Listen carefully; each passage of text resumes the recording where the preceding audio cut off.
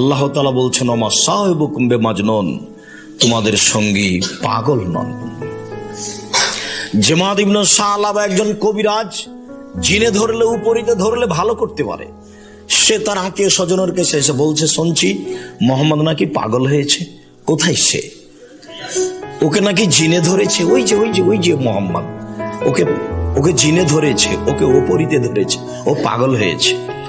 সে লোকটি মোহাম্মদের কাছে গিয়ে বলছে, তোমাকে নাকি ওপরিতে ধরেছে, তোমাকে নাকি জিনে ধরেছে, তুমি নাকি পাগল হয়েছ, তোমার মস্তিষ্ক নাকি বিকৃত হয়েছে। আমি পাগলামি ভালো করতে পারি, আমি কিছু বলতে পারি।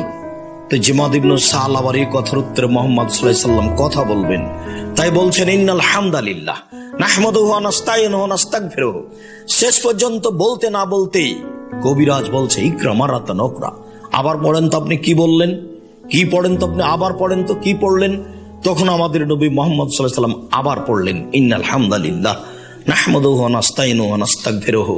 শেষ পর্যন্ত পড়তে পড়তেই কবিরাজ বলছে আশহাদু আল্লা ইলাহা ইল্লাল্লাহ ওয়া আশহাদু আন্না মুহাম্মাদুর রাসূলুল্লাহ।